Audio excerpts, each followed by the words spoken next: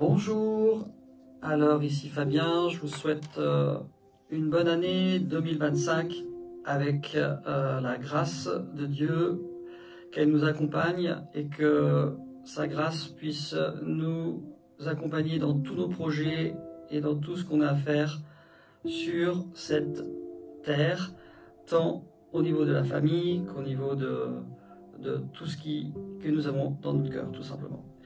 Donc je voulais simplement vous parler aujourd'hui des rêves et de l'espérance associée à ces rêves et de la foi que nous pouvons mettre dans les rêves qu'on a dans notre cœur. Les rêves, parfois, les rêves ont été annulés dans notre cœur. Pourquoi ?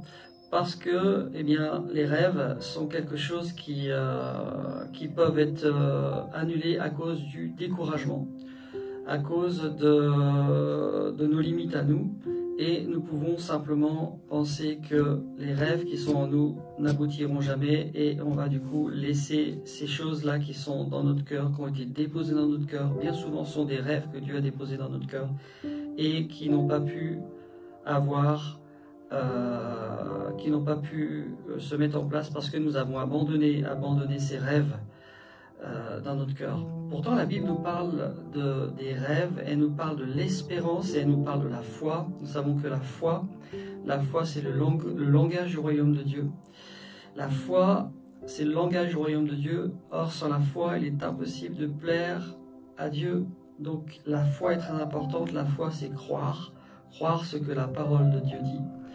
Et il y a aussi l'espérance, parce que si vous n'avez pas l'espérance, donc l'espérance est un complément de la foi. Quand nous avons la foi, nous avons l'espérance.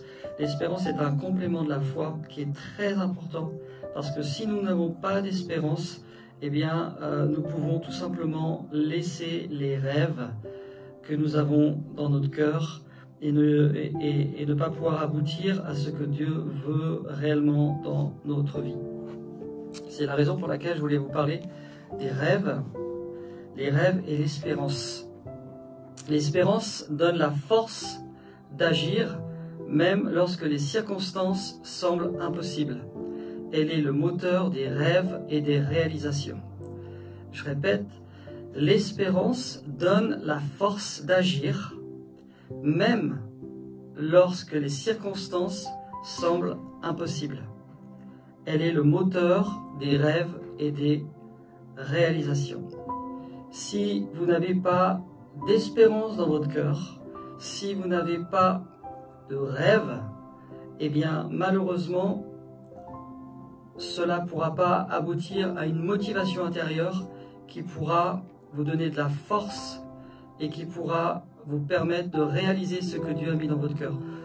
Bien souvent, les gens ont laissé leurs rêves tomber par terre parce que ils voyaient tout simplement que autour d'eux, les circonstances, rien ne se faisait comme ce que Dieu avait mis dans leur cœur, c'est-à-dire les rêves, l'espérance que Dieu avait mis dans leur cœur pour certaines choses. Donc les rêves sont importants parce que ces rêves, c'est l'espérance, ce sont des choses que Dieu a mis dans notre cœur pour que nous puissions accomplir ce pourquoi nous sommes nés sur la terre. Nous avons des étapes à passer, nous avons des chemins à passer, et à un moment donné, les rêves que Dieu a mis dans notre cœur, ils se réalisent ou ils ne se réalisent pas. Cela dépend de l'attitude de notre cœur. Les rêves, en fait, ce sont la dimension de la foi qui nous permet de croire en l'invisible, de croire que les choses qui sont invisibles, qui sont déjà et qui existent déjà, vont pouvoir se réaliser dans le physique, dans le matériel. Donc notre espérance repose sur la foi en Dieu et ses promesses. C'est une attitude qui est ancrée dans la fidélité de Dieu. Voilà pourquoi il est important d'être fidèle et de croire en la fidélité de ce que Dieu a promis pour notre vie. Je vais vous donner un exemple.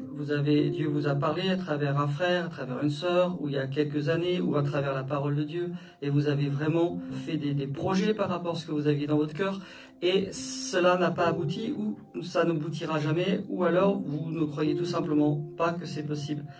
Eh bien, l'espérance, c'est ça, c'est d'espérer, de croire que ces choses vont arriver. Et inconsciemment, si on croit ces choses-là, si on espère dans ces choses-là, on va mettre en place autour de nous tout notre possible, on va faire tout notre possible et le Seigneur va faire tout l'impossible pour que ces choses arrivent. C'est dire combien l'espérance est importante. L'espérance est importante aussi pour la joie qu'elle apporte dans le cœur. Vous savez, un homme ou une femme qui n'ont plus d'espérance sont des gens qui meurent. Un homme et une femme qui n'ont plus d'espérance dans leur cœur, ce sont des gens qui meurent. Parce que l'espérance, c'est ce qui amène la vie. Un dicton disait, un homme ou une femme qui ne peut rêver est aussi sombre qu'une maison sans fenêtre. Un homme ou une femme qui ne peut rêver est aussi sombre qu'une maison sans fenêtre. Vous voyez combien l'espérance est importante. L'espérance dans les rêves que Dieu a mis dans notre cœur. L'espérance que Dieu met des rêves dans notre cœur et que nous allons les accomplir, non pas à cause de nos forces à nous, mais que si on met tout si on met tout en place pour que ces choses arrivent, l'impossible, c'est-à-dire les choses invisibles qui existent déjà, vont se réaliser dans le visible. C'est ce qu'on appelle tout simplement la foi dans les choses qu'on espère. J'en ai parlé la dernière fois sur ce verset. La foi est une ferme assurance des choses qu'on espère et une démonstration de celles qu'on ne voit pas. L'espérance, c'est très très puissante, je viens de vous le dire, parce qu'elle amène la vie. On pourrait citer quelques versets qui disent que « Car c'est en espérance que nous sommes sauvés, mais si nous espérons ce que nous ne voyons pas, nous l'attendons avec persévérance. » Donc vous voyez aussi, on peut avoir de la persévérance lorsque nous avons des espoirs, des rêves qui ne se sont pas réalisés. Dieu peut mettre en nous l'espérance et la persévérance. Notre espérance repose sur Dieu lui-même.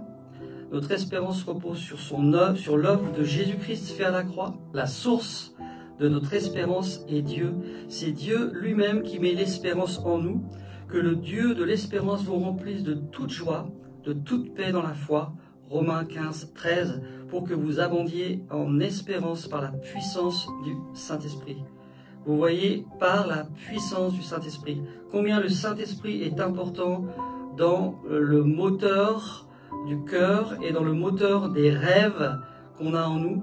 Même, je le dis, si vous avez des rêves qui ont été annulés parce que vous n'avez pas cru à ces choses-là, Dieu veut remettre ses rêves en vous et il peut vous les ressusciter. Ressusciter les rêves que Dieu a mis dans votre cœur. Et c'est très important parce que cela va donner de l'espérance et inconsciemment vous allez mettre tout en place pour que ces rêves se mettent en place. L'espérance, c'est quelque chose de vivant, elle est éternelle, elle ne s'éteint pas car elle repose sur une réalité éternelle, c'est-à-dire la vie éternelle qui est en Christ. Nous ne sommes pas comme les incroyants qui n'ont pas d'espérance. Nous avons l'espérance qui est en Christ. Vous savez, on entend aujourd'hui toutes sortes de choses autour de nous, négatives, positives. On peut dire que le terrain en ce moment il est très négatif avec tout ce que nous entendons. Mais nous, on peut dire comme disait l'apôtre Paul, nous ne sommes pas comme ceux qui ne croient pas. Nous avons une espérance, l'espérance qui est en Christ. Vous savez, toutes les choses qui arrivent sur la terre, c'est écrit dans Matthieu 24. Et il y a les prophètes hébreux qui ont annoncé aussi des choses qui vont arriver. Il y en a beaucoup, il y a beaucoup de personnes qui font de l'eschatologie, qui font des chronologies sur tout ce qui se passe, etc. Mais vous savez, pour faire simple, il faut tout simplement avoir votre relation personnelle avec Dieu et avoir l'espérance. Parce que si vous avez votre relation avec Dieu, il va renouveler l'espérance. Et nous ne sommes pas comme les incroyants qui, eux, n'ont pas d'espérance. Si vous arrive quelque chose, vous avez l'espérance d'être avec Christ pour l'éternité. Et ça, c'est quelque chose de merveilleux, c'est une force qui est extraordinaire, et c'est Dieu qui met ça en nous. Et parfois, lorsque nous sommes découragés, Dieu met l'espérance, il met la foi et l'espérance. Et si vous avez dans votre cœur cet objectif de dire, mais moi, je vais rêver les rêves que Dieu avait mis dans mon cœur, je vais permettre au Saint-Esprit de faire ressusciter ces rêves, votre vie va changer. Comme je vous l'ai dit, une personne qui n'a pas de rêve, une personne qui n'a pas d'espérance, c'est une personne qui n'a pas de vie. Donc on voit que l'espérance est très importante. Il y a beaucoup de passages dans la Bible qui parlent de l'espérance. Par exemple, vous avez dans Hébreux 6,19, cette espérance, nous l'avons comme une encre de l'âme sûre et solide. L'espérance, elle est glorieuse, elle dépasse les réalités terrestres, en espérance de la vie éternelle promise avant tous les siècles par le Dieu qui ne ment point.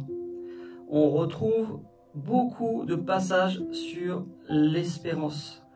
Bien plus, nous nous glorifions même des afflictions, sachant que l'affliction produit la persévérance, la victoire dans l'épreuve, et cette victoire, l'espérance. Or, l'espérance ne trompe point, parce que l'amour de Dieu est répandu dans nos cœurs. Par qui? Par le Saint-Esprit qui nous a été donné. C'est pourquoi nous ne perdons pas courage, et même si notre homme extérieur se détruit, notre homme intérieur se renouvelle de jour en jour. C'est extraordinaire de savoir combien nous avons l'espérance qui est en Christ. Or, l'espérance ne trompe point, parce que l'amour de Dieu est répandu dans nos cœurs par le Saint-Esprit. C'est le Saint-Esprit qui va mettre en nous l'espérance. L'espérance qui est associée aux rêves qu'on a dans nos cœurs, ou que Dieu a mis des rêves dans notre cœur, mais malheureusement, on n'a pas toujours su ou cru en ces rêves. On dit, c'est pas possible, je n'y arriverai pas, de toute façon, c'est impossible, etc. Et justement, Dieu a mis des rêves dans votre cœur pour qu'il puisse se glorifier. C'est lorsque l'on dit que c'est impossible que ça se fasse, que Dieu va faire l'impossible.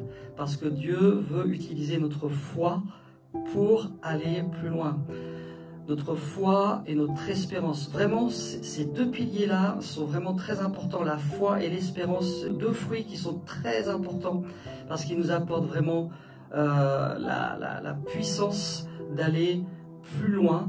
Et parfois, lorsque l'espérance n'est plus, le Saint-Esprit qui est en nous, il met l'espérance. L'espérance est très importante. Vous savez, dans la parole de Dieu, il est dit que nous avons plusieurs demeures dans la maison de notre Père. Et la demeure qu'on aura, eh bien, ce sera selon ce qu'on aura fait aussi sur la terre. Il y a des personnes qui auront des récompenses, d'autres qui en auront moins, etc. Et ce que je veux vous dire, c'est que qu'importe comme est votre cœur, si dans votre cœur, vous laissez les rêves que Dieu a mis en vous, il les ressuscitera. Il ressuscitera les rêves que Dieu a mis en vous. Et je prie vraiment pour que tous les rêves que Dieu avait mis dans votre cœur, vous avez rêvé sur beaucoup de choses qui ne se sont pas accomplies, je prie vraiment pour que les rêves puissent revenir, pour que ces rêves puissent s'accomplir. Vous savez, on entend beaucoup de choses, comme je vous disais à l'instant, mais il y a aussi un vent de l'esprit qui est en train de venir, où il y a beaucoup d'hommes et de femmes qui sont en train de se donner à Jésus-Christ. Alors, on voit quelques balbutiements dans certaines parties du monde, mais on voit qu'en Europe, c'est pas encore comme on peut entendre ailleurs. Mais lorsque le Saint-Esprit va commencer, et il commence déjà en Europe, ça va être extraordinaire, extraordinaire. Et le Saint-Esprit est là aussi pour donner de l'espoir à des gens qui n'ont plus d'espoir dans n'importe quelle situation, dans n'importe quelle situation. Donc l'espérance est très importante. Espérez, vous qui n'avez pas d'espérance, demandez à Dieu de renouveler l'espérance en Christ, parce qu'il est celui qui renouvelle l'espérance. N'oubliez pas, la parole de Dieu dit qu'il est le chef et le consommateur de notre foi. C'est lui le chef.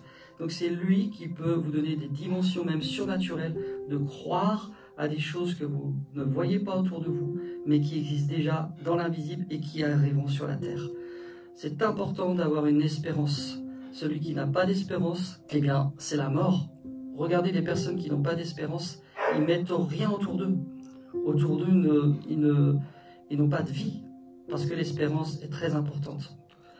J'aimerais, pour terminer, vous parler d'une histoire qui est intéressante et qui nous permet de bien faire la différence entre celui qui met son espoir, celui qui a de l'espérance et celui qui n'en a pas. Il y avait deux patients dans un hôpital, dans une grande chambre d'hôpital, mais leur situation était bien différente. Un homme qui s'appelait Pascal, l'homme n'avait pas de problème médical apparent. Pascal était hospitalisé pour des examens de routine, il n'avait aucun problème grave. mais il souffrait intérieurement. Il avait perdu goût à la vie, donc vous voyez l'espérance. Depuis des années, il vivait seul, sans famille, ni amis proches.